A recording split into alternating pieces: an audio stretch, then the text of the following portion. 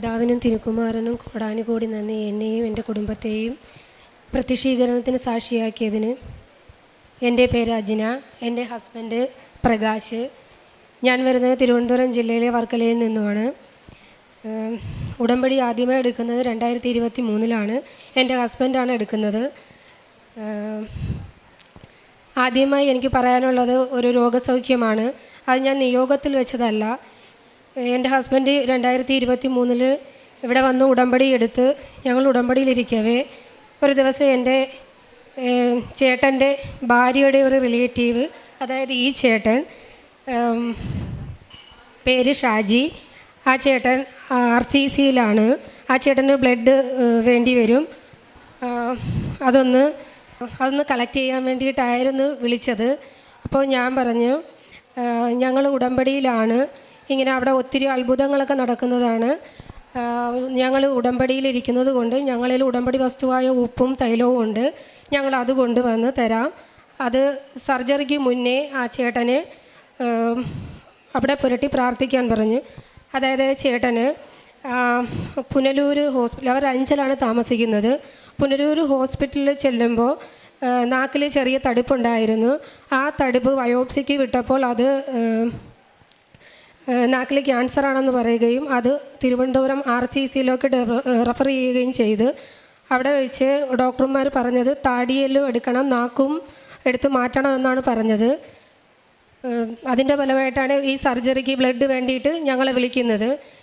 ഞങ്ങൾ ചേട്ടൻ്റെ സർജറിയുടെ അന്ന് രാവിലെ വീട്ടിൽ നിന്ന് ഉടമ്പടി വസ്തുവായ ഉപ്പ് കൊണ്ടുചെന്ന് ഈ ചേട്ടൻ്റെ വൈഫിൻ്റെ കയ്യിൽ കൊടുത്തിട്ട്, ചേച്ചി നന്നായി പ്രാർത്ഥിക്കണം, ഞങ്ങളും നന്നായി പ്രാർത്ഥിച്ചിട്ടുണ്ട്, ചേച്ചി ഈ ഉപ്പ് സർജറിക്ക് മുന്നേ ചേട്ടൻ്റെ നാക്കിൽ പുരട്ടി പ്രാർത്ഥിക്കണമെന്ന് പറഞ്ഞു. ചേച്ചി തിയേറ്ററിൽ കയറുന്നതിന് മുന്നേ തന്നെ ചേട്ടൻ്റെ നാവിൽ പുരട്ടി പ്രാർത്ഥിച്ചു. ആ സർജറി ഡോക്ടേഴ്സ് സർജറി റൂമിൽ കയറ്റിയതിന് ശേഷം പറഞ്ഞു, ഇപ്പോൾ നമുക്ക് ആ തടുപ്പ് മാത്രം കുറച്ച് എടുത്ത് ബയോപ്സിക്ക് വിട്ടതിന് ശേഷം മാത്രം താടിയെല്ലും നാക്കും എടുക്കാം എന്ന് ആദ്യമേ പറഞ്ഞത്. താടിയെല്ലും ഈ നാക്കും എടുക്കണമെന്നാണ്. പക്ഷേ ആ തിയേറ്ററിൽ കയറിയതിന് ശേഷം ഡോക്ടേഴ്സ് പറയുകയാണ്, ഒരിക്കൽ കൂടി നമുക്ക് ബയോപ്സിക്ക് അയക്കാം, അത് കഴിഞ്ഞ് മതി താടിയെല്ലും ഈ നാവും എടുക്കുന്നതെന്ന്. അതിൻ്റെ ഫലമായിട്ട് ആ മുകളിൽ നിന്ന് ദശ മൊത്തവും സർജറി ചെയ്ത് മാറ്റി അത് ബയോപ്സിക്ക് വിട്ട് ഒരു 15 ദിവസം കഴിഞ്ഞ് റിസൾട്ട് വന്നപ്പോൾ അതിൽ ക്യാൻസർ ഇല്ല, താടിയെല്ലും എടുത്തില്ല, നാക്കും എടുത്തില്ല. ചേട്ടൻ ഇപ്പം നല്ല പൂർണ്ണ സൗഖ്യത്തോടെ ഇരിക്കുന്നു. അതാണ് നമ്മുടെ ഫസ്റ്റത്തെ സാക്ഷ്യം. അത് ഞാൻ നിയോഗത്തിൽ വെച്ചതല്ല, ഞങ്ങൾ ഉടമ്പടിയിൽ ഇരിക്കവേ നേർച്ച വസ്തു കൊടുത്തതാണ്. പിന്നെ ആ ഉടമ്പടി പൂർത്തിയായി പുതുക്കാനായിട്ട് ഞങ്ങൾ വന്നു. പുതുക്കാന്നതിന് തൊട്ട് മുന്നേ എൻ്റെ ഹസ്ബൻഡിന് വയറിന് ഭയങ്കര അസ്വസ്ഥത. അത് ഞങ്ങൾ പല ഹോസ്പിറ്റലിലും കാണിച്ച്, പിന്നെ മെഡിക്കൽ കോളേജിൽ ഗ്യാസ്ട്രോനെ കാണിച്ചപ്പോൾ ഡോക്ടർ പറഞ്ഞ് കൊളനോസ്കോപ്പി ചെയ്യണമെന്ന്. കൊളനോസ്കോപ്പിക്ക് പോകുന്നതിന് തൊട്ട് മുന്നായി ഉടമ്പടി വസ്തുവായ ഉപ്പും തൈലവും പുരട്ടി പ്രാർത്ഥിച്ച് കൊളനോസ്കോപ്പിക്ക് കയറി. ബയോപ്സിക്ക് 4 ബോട്ടിലിൽ അവിടെ നിന്ന് തന്നായിരുന്നു. അത് അവിടെ ബയോപ്സിക്ക് കൊടുക്കാവുന്നതിന് തൊട്ട് മുന്നേ തന്നെ ഞാൻ ഉപ്പ് വിതറി പ്രാർത്ഥിച്ചു.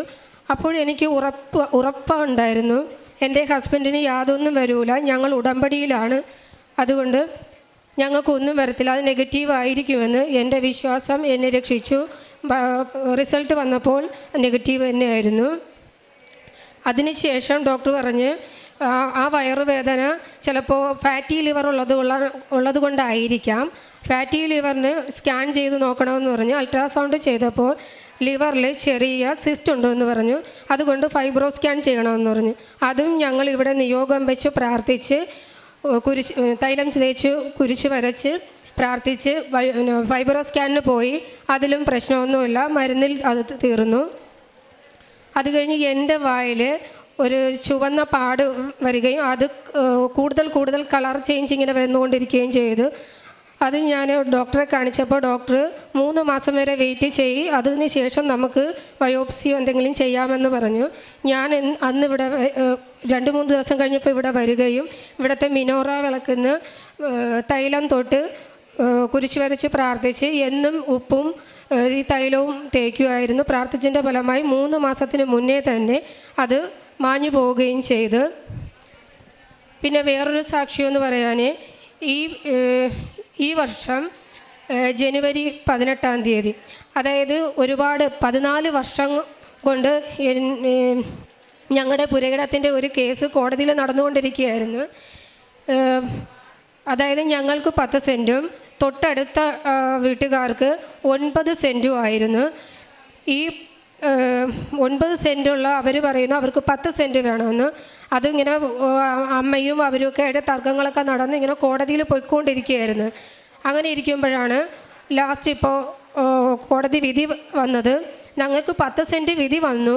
പക്ഷേ അത് ഇവർക്ക് അഡ്ജസ്റ്റ് ചെയ്ത് അളക്കുമ്പോൾ ഞങ്ങൾക്ക് 10 സെൻറ്റ് അളക്കുന്നത് തൊട്ടപ്പുറത്തെ പുരയിടത്തിലേക്ക് മാറിപ്പോകും. അങ്ങനെ പോയാൽ ആ തൊട്ടപ്പുറത്തെ പുരയിടക്കാരുടെ വീടിൻ്റെ ചുവര് വരെ ഇടിക്കേണ്ടി വരും. അത് അവർ സമ്മതിക്കുകയില്ല. ഈ അഡ്ജസ്റ്റ് ചെയ്ത് അളന്ന് അവർക്ക് കൊടുത്താൽ ഈ കേസ് തീരുകയും പിന്നെ ഞങ്ങൾ മറ്റുള്ള ആ പുരയിടക്കാരുമായിട്ട് വീണ്ടും കേസ് പറഞ്ഞുകൊണ്ടേയിരിക്കണം. ഞങ്ങൾ ഈ ചേട്ടൻ്റെ രോഗസൗഖ്യത്തിന് ശേഷം എൻ്റെ വീട്ടിലെ എല്ലാവരും ഉടമ്പടിയിലാണ്. എൻ്റെ റിലേറ്റീവ് കുറേ പേര് ഉടമ്പടിയിലാണ്. അമ്മയിൽ വിശ്വസിച്ച് പോകുന്നു.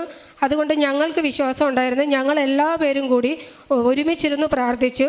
സത്യം മാത്രമേ വിജയിക്കാവൂ. അമ്മയോട് ശക്തമായി ഞങ്ങൾ പ്രാർത്ഥിച്ചതിൻ്റെ ഫലമായി കോടതിയിൽ നിന്നും 2 പ്രാവശ്യം പോലീസും അവിടുത്തെ ഉദ്യോഗസ്ഥരും വന്ന് അളന്ന സമയത്തും അത് നടക്കാതെ പോയി.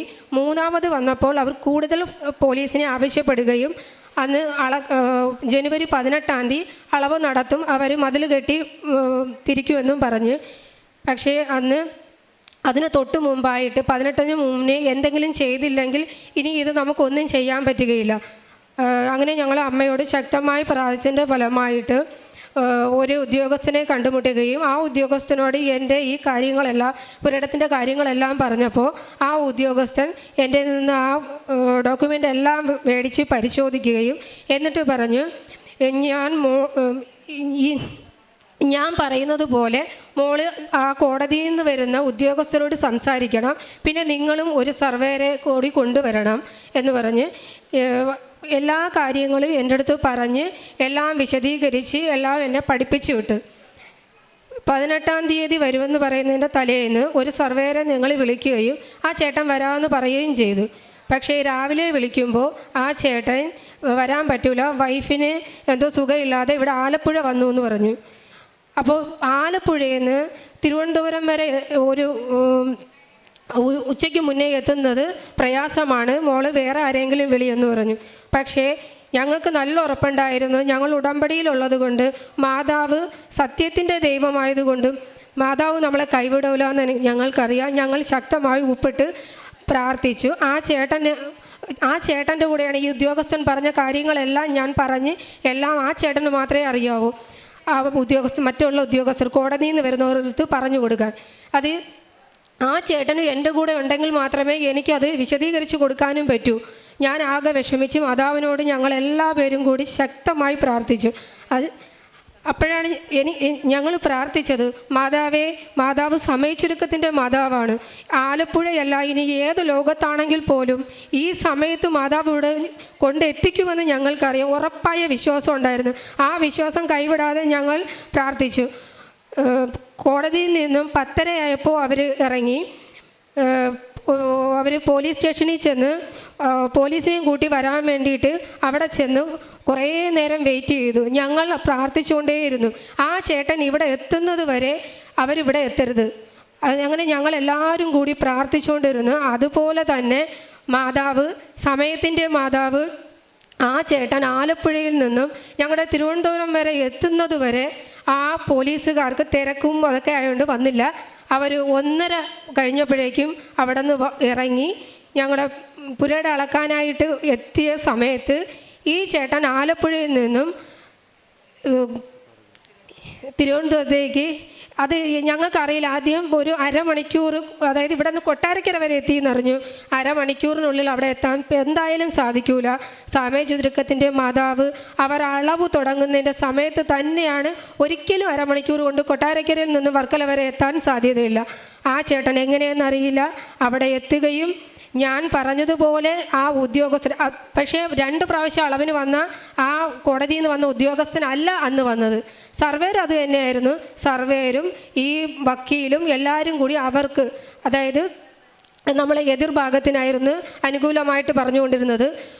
അവർ തന്നെയാണ്. കോടതി ഞങ്ങൾക്ക് 10 സെൻറ്റ് തന്നിട്ടും പക്ഷേ ഈ വക്കീലും ഈ സർവേയരും, അതായത് കോടതിയിൽ നിന്ന് വരുന്ന സർവേയരും ഇവർക്ക് അനുകൂലമായിട്ട് തന്നെയാണ് ചെയ്യുന്നത്. ഞങ്ങൾ പ്രാർത്ഥിച്ചതൊന്നുമില്ല. ഞങ്ങൾക്ക് പ്രാർത്ഥിച്ചത് സത്യം മാത്രം ജയിക്കണം, ആരായിരുന്നാലും സത്യം മാത്രമേ ജയിക്കാവൂ. അമ്മ സത്യത്തിൻ്റെ കൂടെ നിൽക്കാവൂ. പക്ഷേ അമ്മ സത്യത്തിൻ്റെ കൂടെ തന്നെ നിന്നു. ഞാൻ പറയുന്നതും ആ സർവേയർ പറയുന്നതും, അതായത് ഞാൻ വിളിച്ചുകൊണ്ട് വന്ന സർവേയർ പറയുന്നതും ആ കോടതിയിൽ നിന്ന് വന്ന ഉദ്യോഗസ്ഥനെല്ലാം മനസ്സിലായി. അവർ കള്ളം പറഞ്ഞതാണെന്നും അവർ ഇതിൽ നിന്നും കുറച്ച് അഡ്ജസ്റ്റ് ചെയ്തെങ്കിൽ മാത്രമേ അവർക്ക് 10 സെൻറ്റ് തികയ്ക്കാൻ പറ്റൂ. അതുകൊണ്ടാണ് ഇവർക്ക് അപ്പുറത്തെ പുരയിടത്തോട്ടിലോട്ട് കയറി അളക്കുന്നതെന്നും അവർക്ക് മനസ്സിലായി. അതുകൊണ്ട് ആ ഉദ്യോഗസ്ഥൻ പറഞ്ഞ് അതങ്ങനെ പറ്റൂല, ഞാൻ പറയുന്നത് പോലെ അളന്നാൽ മതി. ഇപ്പുറത്തെ പുരയിടത്തിൽ ആദ്യം ഫസ്റ്റ് അളക്കുക, എന്നിട്ട് ഞങ്ങൾക്ക് അളന്നു തരിക, അത് കഴിഞ്ഞ് മറ്റുള്ള അവർക്ക് അളന്നു കൊടുക്കുക. പക്ഷേ അത് അവർ സമ്മതിക്കുന്നില്ല. പിന്നെ ലാസ്റ്റ് ആ ഉദ്യോഗസ്ഥൻ പറഞ്ഞു അങ്ങനെ പറ്റൂല, ഞാൻ പറയുന്നത് പോലെ ചെയ്താൽ മതിയെന്ന്. പിന്നെ ആ കോടതിയിൽ നിന്ന് വന്ന ആ സർവേയർക്ക് ഉദ്യോഗസ്ഥൻ പറയുന്നത് കേൾക്കേണ്ടി വന്നു. ഞങ്ങൾക്ക് 10 സെൻറ്റ് മറ്റുള്ള പുരയിടത്തിൽ കയറാതെ ഞങ്ങൾക്ക് ശരിയായി കൃത്യമായി അളന്ന് തന്നു. അത് കോടതിയിൽ ഇനി അത് റീ ഓപ്പൺ ചെയ്യാൻ പറ്റാത്ത രീതിയിൽ ആ ഫയൽ ക്ലോസ് ചെയ്യുകയും ചെയ്തു. ഇനി അവർ അടുത്ത കേസിന് പോയാലും ഒരു കോടതിയിലും അത് റീ ഓപ്പൺ ചെയ്യാൻ പറ്റത്തില്ല. അത് ക്ലോസ് ചെയ്ത് കഴിഞ്ഞ് അത് ഒരു കോടതിയിൽ പോയാലും ഇനി അത് അവർക്ക് ചെയ്യാൻ പറ്റത്തില്ല. ഇങ്ങനെയെല്ലാം ഒരുപാട് അനുഗ്രഹങ്ങൾ തന്ന്, പിന്നെ എനിക്ക് അതായത് ഈ കോടതിയിലെ കാര്യങ്ങളൊന്നും ഞങ്ങൾക്കറിയാത്തത് കൊണ്ടാണ് നമ്മൾ ഇത്രയും നാളും ഈ സർവേയറും വക്കീലും ഒക്കെ പറ്റിച്ചുകൊണ്ടിരുന്നത്. പക്ഷേ ആ സമയ ചുരുക്കത്തിനുള്ളിൽ ഒരു ഉദ്യോഗസ്ഥനെ കണ്ടുമുട്ടുകയും എൻ്റെ കാര്യങ്ങൾ കേൾക്കുകയും എനിക്ക് എല്ലാം പറഞ്ഞു തരികയും ചെയ്തപ്പോൾ ഞാൻ പ്രാർത്ഥിച്ചതിൻ്റെ ഫലമാണ്, അതായത് ഞാനും എൻ്റെ കുടുംബവും ശക്തമായി പ്രാർത്ഥിച്ചതിൻ്റെ ഫലമായിട്ടാണ് ഞങ്ങൾക്ക് ആ ഒരു ഉദ്യോഗസ്ഥനെ ഞാൻ പണ്ട് കണ്ടിട്ട് പോലുമില്ല. അത് അമ്മ ഞങ്ങൾക്ക് വേണ്ടി പറഞ്ഞു വിട്ടതാണെന്ന് നമുക്ക് ഉറച്ച വിശ്വാസമുണ്ട്. അല്ലെങ്കിൽ ഒരു ഉദ്യോഗസ്ഥനെ അതൊന്നും പറഞ്ഞ് എന്നെ പഠിപ്പിച്ച്, അതും അയാൾ എന്നെ കണ്ടിട്ട് കൂടിയില്ല, ഇങ്ങനെ പഠിപ്പിച്ച് എന്നെ ഇങ്ങനെ വിടേണ്ട ആവശ്യമൊന്നുമില്ല. പിന്നെ അതുമല്ല, ഞാൻ ഉപ്പ് കഴിച്ചതിന് ശേഷം പറഞ്ഞു, മാതാവേ ഞാൻ സംസാരിക്കുമ്പോൾ എല്ലാം കൃത്യമായി ആ ഉദ്യോഗസ്ഥൻ എന്നെ പഠിപ്പിച്ച് വിട്ടതുപോലെ എല്ലാം കറക്റ്റായിട്ട് പറയാനുള്ള അനുഗ്രഹം നീ തരണേ. ഞാനല്ല സംസാരിക്കുന്നത്, മാതാവായിരിക്കണം അവിടെ സംസാരിക്കേണ്ടത്.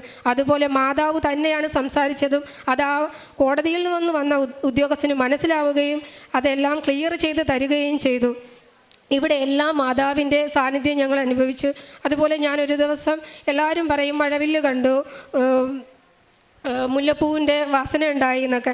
അങ്ങനെ ഞാനും ഒരു ദിവസം എൻ്റെ വീട്ടിലിരുന്ന് ജനലിനരികിലിരുന്ന് ആകാശത്ത് നോക്കി കൊന്ത ചൊല്ലിക്കൊണ്ടിരുന്ന് കരഞ്ഞു പ്രാർത്ഥിച്ചപ്പോൾ എനിക്ക് ആദ്യം ഒരു പച്ചയും ചുവപ്പും നിറം ബ്ലിങ്ക് ചെയ്ത് വന്നിട്ട് വലിയൊരു മഴവില്ലായിട്ട് വന്നു. അതൊരു 20 മിനിറ്റോളം ഉണ്ടായിരുന്നു. അതെനിക്ക് ഭയങ്കര സന്തോഷമായിരുന്നു. ഞാൻ എൻ്റെ ഹസ്ബൻഡിനെയും കാണിച്ചു.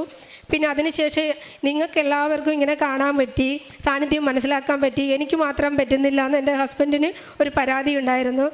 അപ്പം ഞാൻ പറഞ്ഞു, മാതാവിനോട് ശക്തമായി പ്രാർത്ഥിച്ച് നോക്ക്, അപ്പോൾ എല്ലാം ശരിയാവും. അപ്പോൾ എൻ്റെ ഹസ്ബൻഡ് ഒരു ദിവസം പറഞ്ഞു, എല്ലാവർക്കും കാണിച്ചു മാതാവേ, എനിക്കും ഒന്ന് മാതാവിൻ്റെ സാന്നിധ്യം കാണണമെന്ന്. എൻ്റെ ഹസ്ബൻഡ് മൊബൈൽ ഫോണിൽ ഒരിക്കലും മാതാവിൻ്റെ ഈശോയുടെ ഫോട്ടോയൊന്നും സ്റ്റാറ്റസ് ഇട്ടിട്ടേ ഇല്ല. പുള്ളി സ്വന്തം ഫോട്ടോ മാത്രമാണ് മാറി മാറി ഇടുന്നത്. അങ്ങനെ ഒരു ദിവസം ഈ കൃപാസനത്തിലെ കാര്യം അവരുടെ കോളേജിലെ സ്റ്റാഫിനോട് സംസാരിച്ചുകൊണ്ടിരിക്കുമ്പോൾ പെട്ടെന്ന് ഈ സ്റ്റാറ്റസ് നോക്കിയപ്പോൾ മാതാവിൻ്റെ ഒരു സ്റ്റാറ്റസ്. അപ്പോൾ പറഞ്ഞ് എന്നെ അപ്പോഴത്തന്നെ വിളിച്ചിട്ട് പറഞ്ഞു, നീ എൻ്റെ സ്റ്റാറ്റസ് ഒന്ന് നോക്കുമെന്ന്. ഞാൻ പറഞ്ഞു, മാതാവിൻ്റെത് അല്ല, സോറി, നിങ്ങളുടെ ഫോട്ടോ. അയ്യോ അല്ല, എനിക്ക് കാണുന്നത് മാതാവിൻ്റെതാണ്. കുറച്ച് കഴിഞ്ഞ് വീണ്ടും എന്നെ വിളിച്ചിട്ട് പറഞ്ഞു, ഇപ്പം നീ നോക്ക്. ഞാൻ പറഞ്ഞു, ഇല്ല, നിങ്ങളുടെ ഫോട്ടോ തന്നെയാണെന്ന്. അപ്പോൾ അവർ വീണ്ടും ഓപ്പൺ ചെയ്ത് നോക്കിയപ്പം വീണ്ടും അവരുടെ ഫോട്ടോ. അങ്ങനെ ഒരു സാന്നിധ്യം എൻ്റെ ഹസ്ബൻഡിനുണ്ടായി. പിന്നെ കാരുണ്യ പ്രവൃത്തി ചെയ്യുന്നത്, ഞങ്ങൾക്കൊരു ഗ്രൂപ്പുണ്ട്. ആ ഗ്രൂപ്പിൽ എല്ലാവരും പൈസ ഇട്ട് പാവപ്പെട്ട രോഗികളായ ആൾക്കാർക്ക് ഞങ്ങൾ സഹായിക്കാറുണ്ട്. പൊതിച്ചോറ് കെട്ടി ഞങ്ങൾ ഹോസ്പിറ്റലും വഴിയോരങ്ങളിലൊക്കെ കൊടുക്കാറുണ്ട്. പിന്നെ ഇവിടെ നിന്ന് കിട്ടുന്ന പത്രം എല്ലാ ഹോസ്പിറ്റല്, വീടുകൾ, അങ്ങനെ എല്ലാ സ്ഥലത്തും കൊണ്ടുവന്ന് ഞങ്ങൾ കൊടുക്കുന്നുണ്ട്. പിന്നെ ആറ്റിങ്ങൽ കരുണാലയത്തിൽ പോയി ഞങ്ങൾ അവിടെ വയസ്സായ അമ്മമാരെ കുളിപ്പിക്കുകയും അവർക്ക് ഭക്ഷണം കൊടുക്കുകയും അവിടുത്തെ ചേച്ചിമാരെ സഹായിക്കുകയൊക്കെ ചെയ്യുന്നുണ്ട്. ഇതൊക്കെയാണ് ഞങ്ങൾ ചെയ്യുന്ന കാരുണ്യ പ്രവൃത്തികൾ. ഈ ആദ്യമൊക്കെ ഉടമ്പടി എടുത്തപ്പോൾ ഞാൻ അങ്ങനെ വലുതായി പ്രാർത്ഥനയൊന്നും ഇല്ലായിരുന്നു. പിന്നെ ഈ ചേട്ടൻ്റെ രോഗസൗഖ്യത്തോടു കൂടി ഞങ്ങളെല്ലാവരും വിശ്വാസത്തിലേക്ക് വന്നു. ഇപ്പോൾ ഞങ്ങൾ എല്ലാ ദിവസവും രാവിലെയും വൈകുന്നേരവും പ്രാർത്ഥനയുണ്ട്.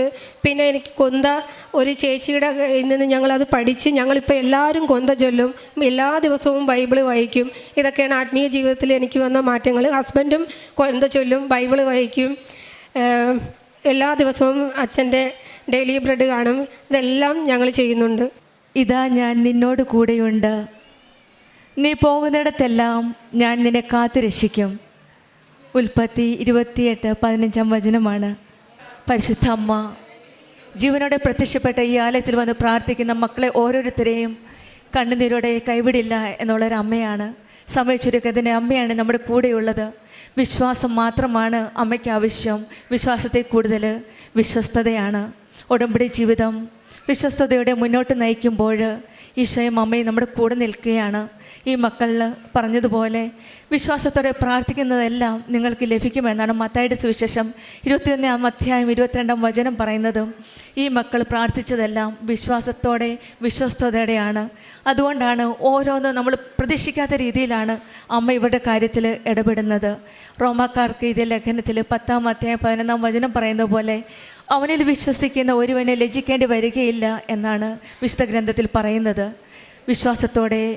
വിശ്വാസത്തിൽ ഉറച്ചു നിൽക്കുന്ന മക്കളുടെ കൂടെ, ഉടമ്പടി ജീവിതം നയിക്കുന്ന മക്കളുടെ കൂടെ എപ്പോഴും ഈശോയും അമ്മ മാതാവുമുണ്ട്. നമുക്കൊരിക്കലും ലജ്ജിക്കേണ്ടി വരികയില്ല. നമ്മുടെ അമ്മ നമ്മെ സംരക്ഷിക്കും, നമ്മെ കാത്തു പരിപാലിക്കും. നമുക്കും ഈശോയോടും അമ്മയോടും ചേർന്ന് നിൽക്കാം. ഇതാ ഞാൻ നിന്നോട് കൂടെയുണ്ട്, നീ പോകുന്നിടത്തെല്ലാം ഞാൻ നിന്നെ കാത്തു രക്ഷിക്കുമെന്നാണ് ദൈവവചനം പറയുന്നത്. കൃപാസനം ദൈവസാന്നിധ്യത്തിൻ്റെ അനുഭവ സ്ഥലമാണ്. ഇവിടെ എത്തുന്ന നാം ഓരോരുത്തരും ദൈവസാന്നിധ്യം അനുഭവിച്ചറിയുകയാണ്. ഒരിക്കലും നാം ഒറ്റയ്ക്കല്ല, ദൈവമുണ്ട് കൂടെ. പരിശുദ്ധ അമ്മയാണ് നമ്മുടെ ജീവിതം മുന്നോട്ട് പോകാനുള്ള ധൈര്യം നൽകുന്നത്. പരിശുദ്ധ അമ്മ നമ്മെ ഈ ദൈവസാന്നിധ്യത്തിലേക്ക്, ദൈവാനുഭവത്തിലേക്ക് നമ്മെ നയിക്കട്ടെ എന്ന് പ്രാർത്ഥിക്കാം. പ്രകാശനും അജീനയ്ക്കും ഈ സഹോദരനും ലഭിച്ച എല്ലാ അനുഗ്രഹങ്ങൾക്കും നമ്മൾക്ക് കരങ്ങളടിച്ച് ദൈവത്തെ മഹത്വപ്പെടുത്താം. യേശുവേ നന്ദി, യേശുവേ സ്തുതി, ആവേ മരിയ. അത്യപൂർവ ദൈവാനുഭവങ്ങൾ ഇനി നിങ്ങൾക്കും സ്വന്തം. ഈ യൂട്യൂബ് ചാനൽ ഇതുവരെ സബ്സ്ക്രൈബ് ചെയ്തിട്ടില്ലെങ്കിൽ ഇപ്പോൾ തന്നെ സബ്സ്ക്രൈബ് ചെയ്യുക. ഈ വീഡിയോ ഇപ്പോൾ തന്നെ നിങ്ങളുടെ സുഹൃത്തുക്കൾക്ക് ഷെയർ ചെയ്തുകൊണ്ട് കർത്താവിൻ്റെ പ്രേക്ഷിതരാകുക.